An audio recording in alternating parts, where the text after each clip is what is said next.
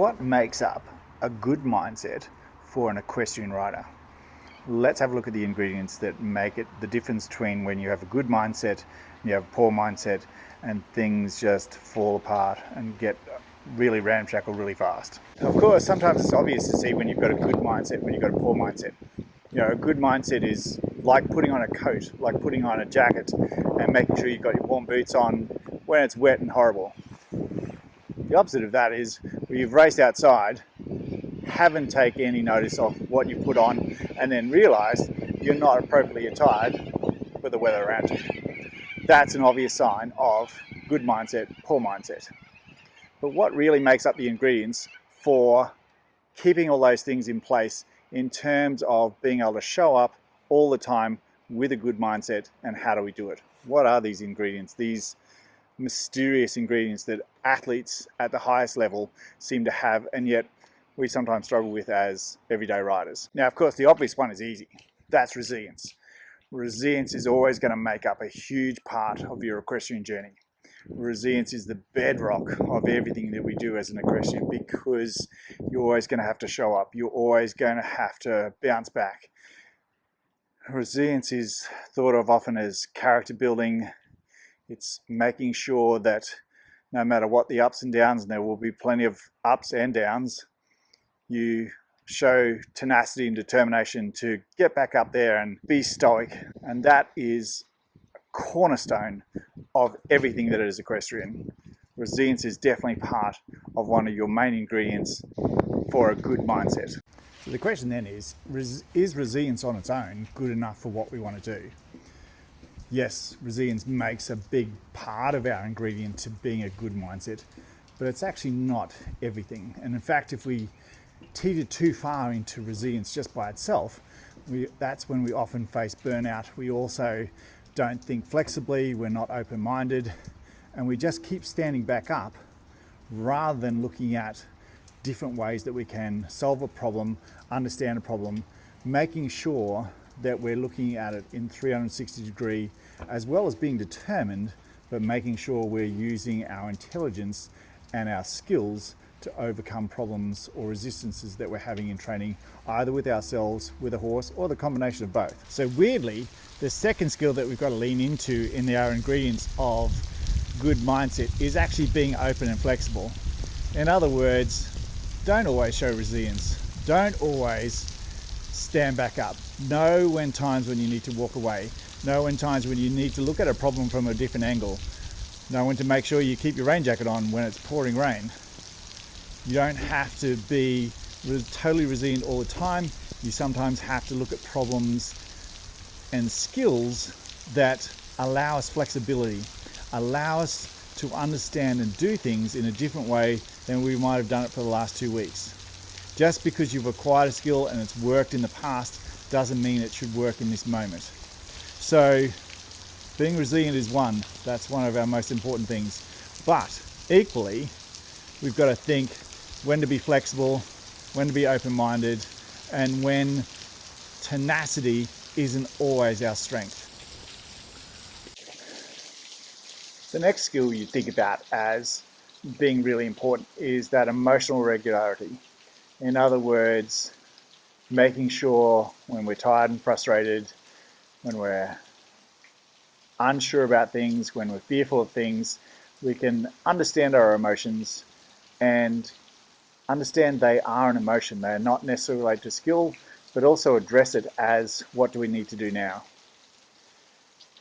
Often in our hectic life, we come to our horses still carrying the burdens of the day, not understanding that we haven't released ourselves from that, and then stepped into the present of being with our horse and understanding our horse needs our attention, and we also need to give our horse that attention.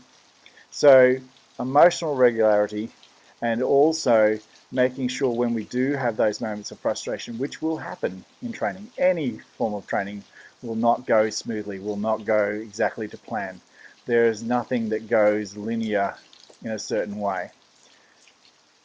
However, that doesn't mean that we're failing. However, that doesn't mean we need to tap into that self that is always feeling uncertain. So being confident in the path that you've set out, being confident in the skills you're acquiring, being confident in the knowledge that you acquire and the timeframes that you're thinking of, making sure you can reset those as needed. We sometimes don't realize what emotional baggage we're carrying until it bubbles to the surface.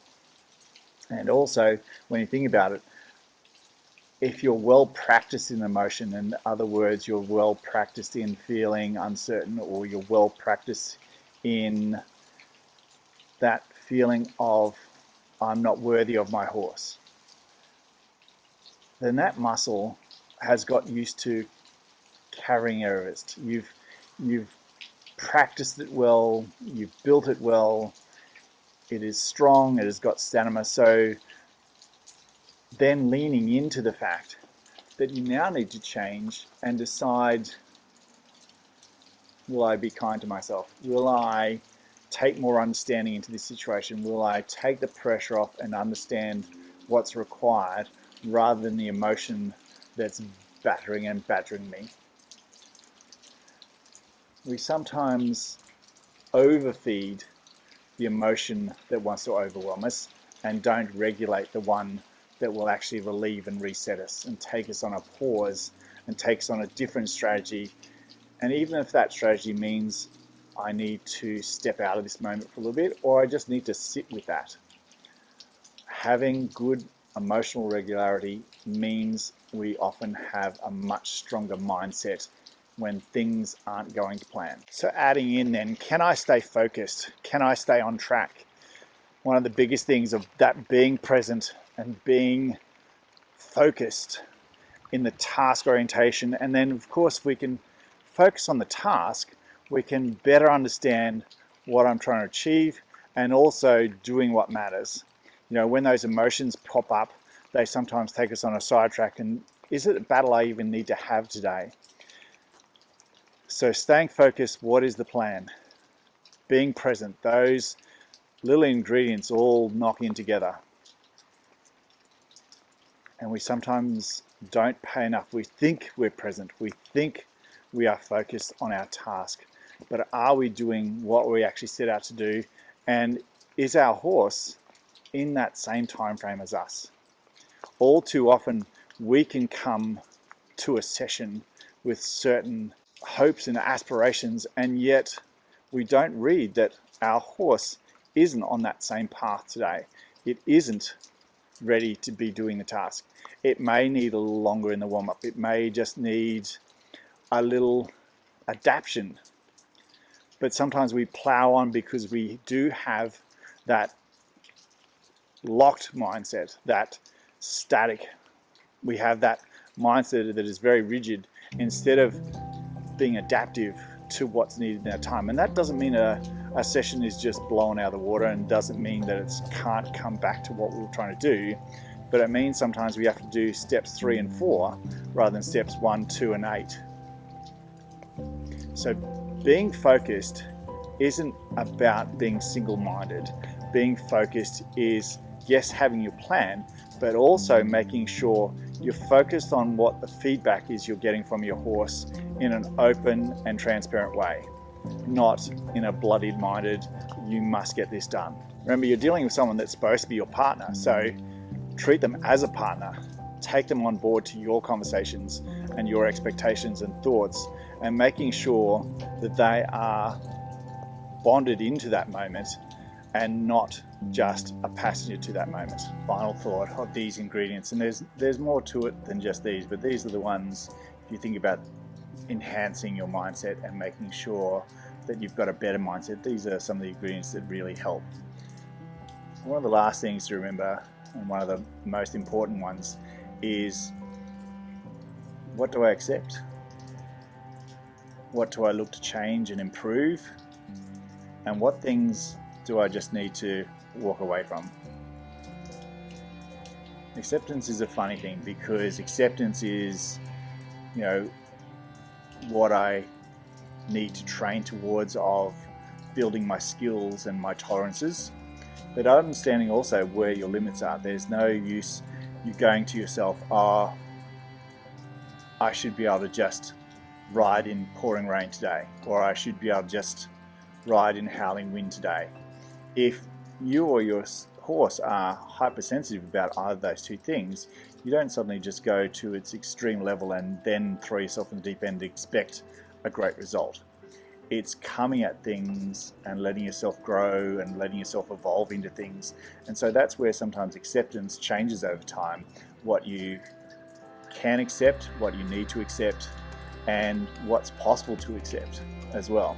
And the same goes for, you know, what things that you need to walk away from. So in other words, if the relationship with your horse isn't beneficial to either of you, it can still be a wonderful horse.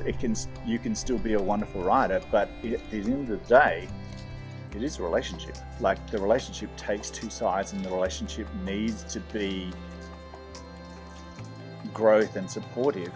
So if you've taken all the steps to try and help that relationship, and you've tried to talk to other people, and you've gone to training for yourself and gone to training for the horse, and then the partnership, for whatever reason, and there may be, you know, a history, a block, a fear factor.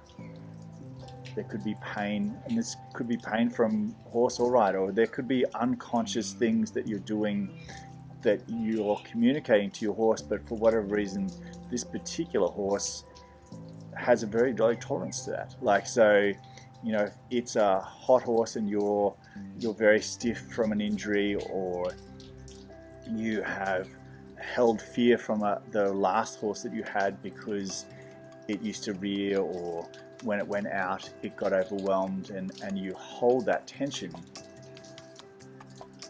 then you have to find ways of whether I can accept this training, and whether I can change this training, whether I can make the most of this, or whether I actually need to, for the best of both of us, start again, or at least put this relationship on hold while I come to terms with what I can do. So acceptance is one of those things of, what do I accept in terms of going out to compete? What do I accept in terms of feedback from other people? What do I accept in terms of making sure I'm putting my best physical self forward as well as my emotional self? Because riding is a whole myriad of things that come together, and mental state, physical state, our endurance, our stage of life, all these things change over time, and we've got to be aware of what's the best for us in this moment, and what's the best for us moving forward, and what do I need it to be. So learning to be a little kind, and yet staying resilient, being focused, being open-minded, all these things come into the factor of a good mindset as a rider. I hope these thoughts help. Let me know in the comments what you found is your most important ingredient for you as a rider, and also, you know, where were your blind spots? Where were you sometimes really strong in one area, but you realize actually over time that you really need to develop these? And it's all skill development. Like, all these things are taught and learned over time. You know, some of us come with more resilience than others. Some of us come with a stronger acceptance mindset than others. Some of us, you know, can be much more adaptive than others. Some people, you know, have just a different skill, and also with the relationship of the horse they've got at the moment has allowed that to blossom. So all your mindset is obviously something that we can influence before we're dealing with our horse, but then it's also how our horse interacts with us that helps build and foster a good mindset as well. So making sure that you're aware of your own ingredients before you go forward and lean into your horse's strengths and weaknesses can help you really progress your training and make sure your training is at a much more even and sustainable rate, and hopefully more enjoyable.